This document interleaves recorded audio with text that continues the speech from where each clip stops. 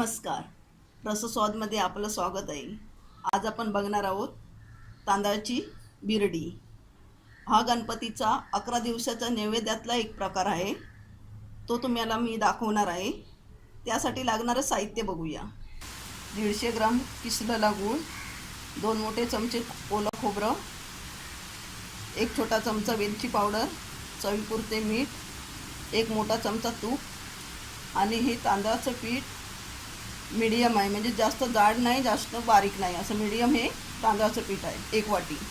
1.5 वाटी पाणी घेणार आहोत. 1 वाटी तांदळाचं पीठ आहे म्हणून 1.5 वाटी पाणी. 1.5 वाटी पाणी. गूळ घालून घेऊया.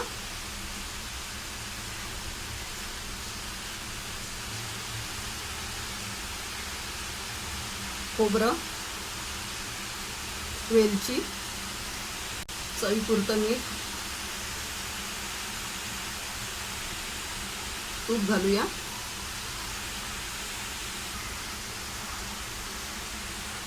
गूळ वितळला आहे. आता आपण पीठ घालून घेऊया.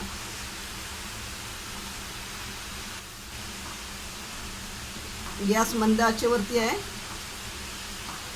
हे चांगलं परतून घेऊया.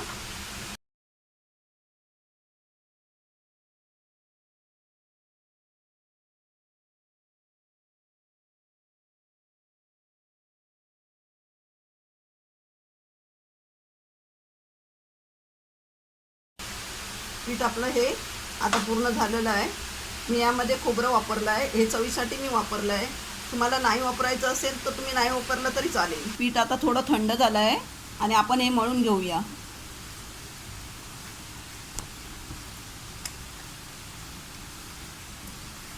असं चांगलं मळून घ्यायचं आहे. हाताला तेल लावून हे पीठ चांगलं मळून घेतलं आहे आणि आता हे आपण ह्याची बिरडी करून तळायची आहेत आपल्याला. आपण हा गोळा करून घेतला आहे. हाताला तेल लावून घेतलेलं आहे आणि हे असं हाताने लांब असं करायचं आहे.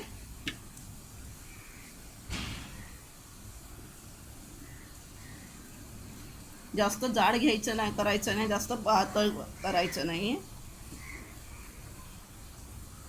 अशी ही लांब नळी करायची आणि त्याची दोन्ही टोकं अशी दाबून घ्यायची. ही अशी दाबून केलेलं आहे. ह्याला बिरडी म्हणतात.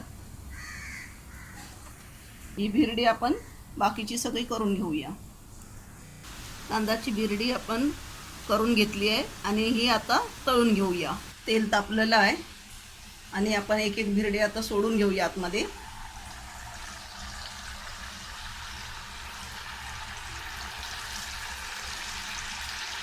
गॅस मंद ठेवायचा आहे.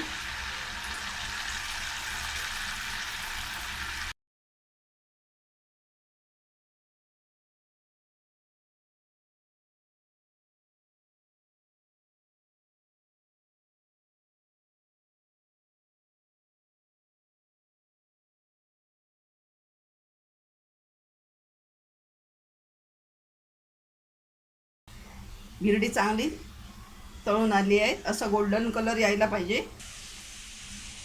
तांदळाची बिरडी आपली बनून तयार झाली आहे.